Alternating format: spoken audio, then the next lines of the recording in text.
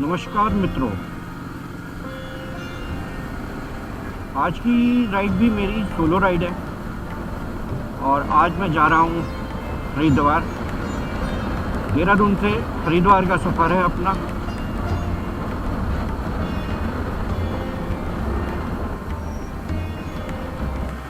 और ये आ गया हमारा देहरादून का ऐतिहासिक घंटा घर चौक।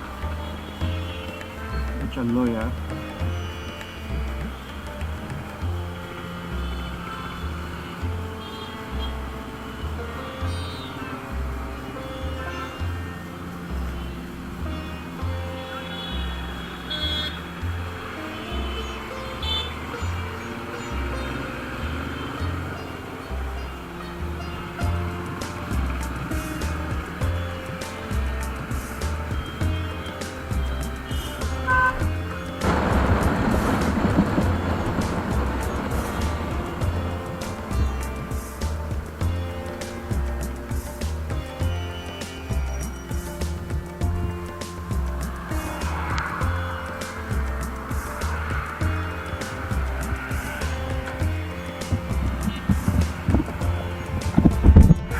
और क्या क्या है? जलजीरा,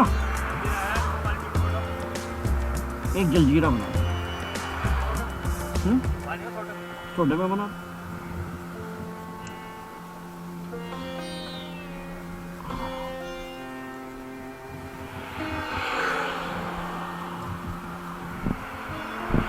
अरे मित्रों, अभी हमने पहला ब्रेक लिया है देहरादून से चलकर। 26 किलोमीटर रह गया है वैसे हरिद्वार, लेकिन सोचा कि इस गर्मी में जो पसीना निकल रहा है अपने बॉडी के जो लवण वगैरह निकल रहे हैं उनको पूरा करने के लिए आयुर्वेदिक ड्रिंक एक जलजीरा पिया जाए।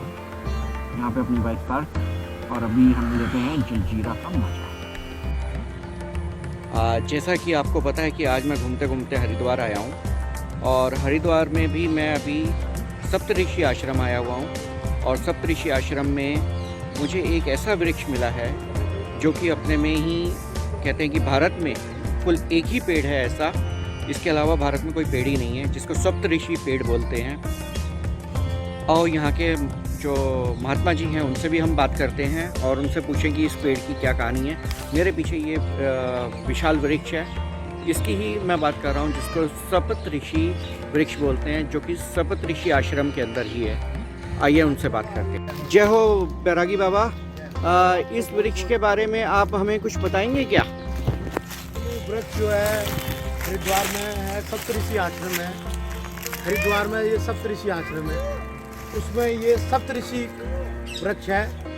सप्तऋषि वृक्ष भी बोलते हैं इसको, सप्तऋषि कल्प वृक्ष भी बोलते हैं। सौ सालों से ये यहाँ पर जो है विराजमान है। और हरिद्वार में जो हमारी सनातन जो परंपरा है, ये उसका जो है केंद्र है। कई केंद्र हैं हमारे भारतवर्ष के, उसमें से ये हरिद्वार ऋषिकेश भी एक ये केंद्र है। गंगा मैया विराजमान, संतों की तपोस्थली रही है ये। और सप्तऋषि आश्रम तो अपने आप में वैसे ही बहुत ही प्रसिद्ध आश्रम है। उसमें ये जो है सप्तऋषि पेड़ है। इस पेड़ की महिमा है, पीपल, वट वृक्ष, ये कल्प वृक्ष है। कल्प वृक्ष इनकी तो वैसे ही महिमा है, देवतुल्य पेड़ है। बाकी ये पूरे भारतवर्ष में जो है दूसरा कोई ऐसा उदाहरण है नहीं। इस कल्प वृक्ष का संरक्षण हो, और ऐसे बहुत सारे उदाहरण रहे हैं। जैसे स्वामी विवेकानंद जी थे, उनको काकड़ी घाट में ज्ञान प्राप्त हुआ वट वृक्ष के नीचे। भगवान बुद्ध थे, उनको जो ज्ञान प्राप्त हुआ वो गया में हुआ, वहाँ भी वो एक वृक्ष बोधि वृक्ष के नीचे उनको ज्ञान प्राप्त हुआ। ये कुछ चीज़ें हैं जो वर्तमान में दिखाई देती हैं व्यवहारिक रूप से, वो पदार्थ रूप में जी। कुछ चीज़ें परलौकिक हैं, वो पुण्य आत्मा ही जान पाती हैं जी। कुछ चीज़ें परलौकिक हैं जो पुण्य आत्मा ही जान पाती हैं, वो तप से आता है, अभ्यास से आता है। और जो सनातन जो होता है उसका अखंड अभ्यास करने से जो है ये सब आता है जी।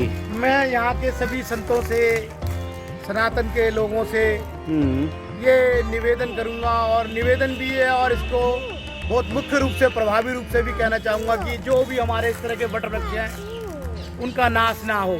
ये दुर्लभ दुर्लभ दुर्लभ आशीर्वाद है संतों के। इनके नीचे वर्षों वर्षों की तपस्याएं करी हैं। तो उनका आशीर्वाद जो है चलता रहे और इसका जो है हमेशा जो है संरक्षण हो। जो भी कार्य समिति है, जो भी सप्त ऋषि आश्रम की ट्रस्ट है, इसका संरक्षण करे और ये सदा जीवांत रहे, आने वाली पीढ़ियां इसको देख पाएं। यही संत समाज से निवेदन है। हाँ, तो महाराज जी मैं ये जानना चाह रहा था कि इस पेड़ का कोई संरक्षण भी करता है किसी संस्था के द्वारा या कोई आश्रम? हाँ, इस पेड़ का संरक्षण करते हैं, लेकिन मैं उस संरक्षण से इतना संतुष्ट नहीं हूँ। और सभी की जो भी संरक्षण जिस तरीके से करता है उसको बहुत बहुत धन्यवाद है, उसको बहुत बहुत आशीर्वाद है। लेकिन जिस तरीके से इन दुर्लभ चीज़ों का ये चीज़ नहीं है, ये परलौकिक शक्तियाँ हैं जी। यहाँ पर संतों ने सालों साल बरसों तपस्या करी है जी। ये वो धरोहर है, ये उनकी पहचान है जीवांत रूप में, यथार्थ रूप में। जी। इसका संरक्षण होना चाहिए। मैं सरकार से भी बोलूँगा और संतों से भी बोलूँगा और सनातन लोगों से, आध्यात्मिक लोगों से भी बोलूँगा जी। कि इनका संरक्षण होना चाहिए। अच्छा, ये आपको विशेष जगह मिलेंगे और जी। इसमें जो है बहुत सारे जो है 7 पेड़ों का तो समागम है ही। 7 पेड़ हैं इसके 7 अंदर? पेड़ है इसके अंदर। अच्छा, इसीलिए सप्तऋषि बोला जाता है। हाँ, और यहाँ पर ऋषियों की तपोस्थली रही है जी। और ये हरिद्वार में स्थित है, सप्त ऋषि आश्रम है ये। जी। इसमें बड़ है, पीपल है, बेरी है, नीम है, कल्प वृक्ष है, रुद्राक्ष है। तो इसमें इस तरीके से 7 पेड़ है। कुछ साक्षात दिख रहे हैं, कुछ साक्षात दिख रहे हैं और कुछ जो है अपने जो है अंतिम समय में चल रहे हैं, क्षीण अवस्था में। लेकिन अभी उनके अवशेष है इसमें और अवशेष से कोई विशेष महत्व नहीं पड़ता जी। इसमें परलौकिक शक्तियाँ हैं जो तप है, सालों साल अनंत सालों तक वो पुण्य आत्माएं इसमें विचरण करती हैं। तो यही है कि इन सब ऐसे जो धरोहर है, दुर्लभ धरोहर है, ये धरोहर ही बने, इनका संरक्षण हो और ये आने वाली पीढ़ियाँ इनको कई आने वाली पीढ़ियाँ देखें कि दुर्लभ जो हमारे वट वृक्ष हैं वो कैसे होते हैं। जी जी। तो मैं यही निवेदन है बस, और क्या। चलो, आपका बहुत बहुत आभार स्वामी जी। आपका कल्याण हो, बस आपका कल्याण हो। कैसे करेंगे आप?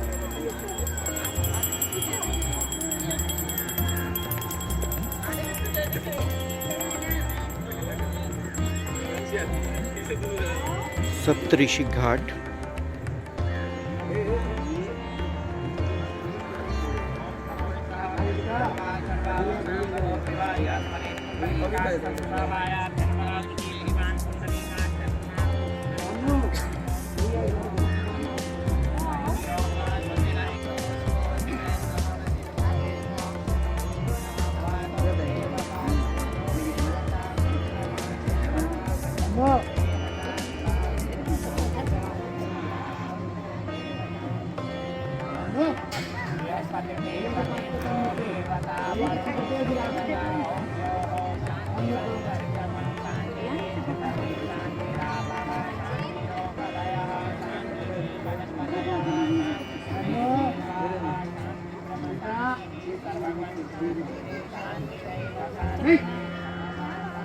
चल मंदिर में दर्शन करेंगे।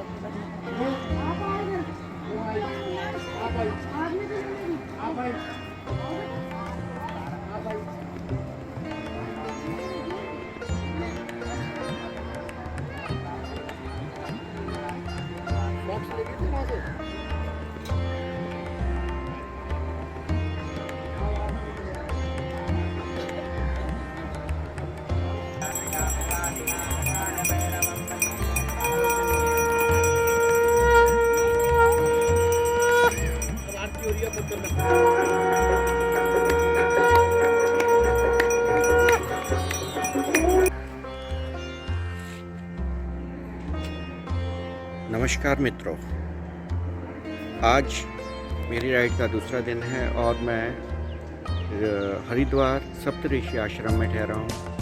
ये आश्रम का मेरे पीछे मुख्य द्वार है, यहाँ से हम अंदर आते हैं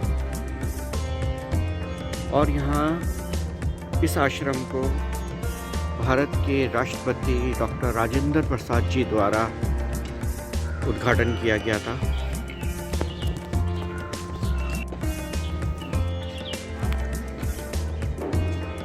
आश्रम का दृश्य बहुत ही अच्छा है। यहाँ एक शिलालेख लिखा हुआ है जिसको कि आप पढ़ सकते हैं। सप्त स्तोत्र सप्तऋषि आश्रम विक्रम संवत 2007 में बना है। किनके हाथों के द्वारा बनाया गया है?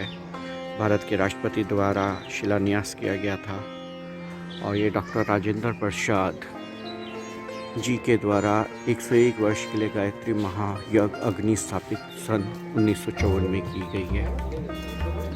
यहाँ पर अग्नि हमेशा प्रज्वलित रहती है।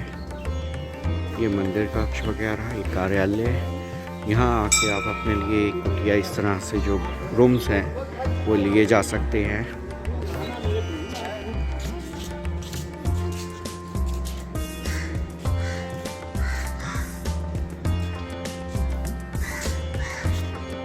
ये सप्तऋषि आश्रम का गणेश मंदिर, ये मुख्य द्वार, और यहाँ से अब चलते हैं अंदर की तरफ। ये सप्तऋषि आश्रम का कार्यालय, दुर्गा मंदिर, संकट मोचन हनुमान जी का मंदिर, जय हनुमान, राधा कृष्ण जी का मंदिर,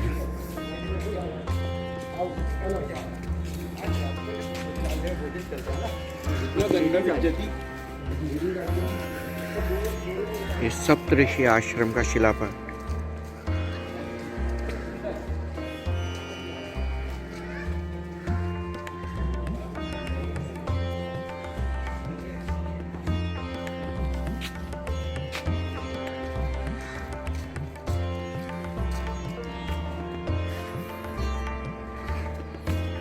नमस्ते मैडम।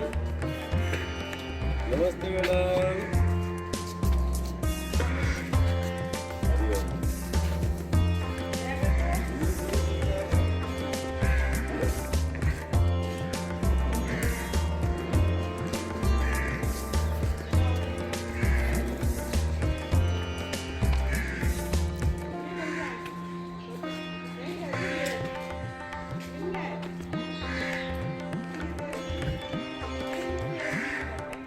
इस सप्तऋषि आश्रम में बहुत ज़्यादा वृक्ष लगे हुए हैं। इस तरह से अलग अलग तरह की कुटिया बनी हुई हैं। बहुत सुंदर आश्रम, चिकित्सालय भी बनाया हुआ है इन्होंने।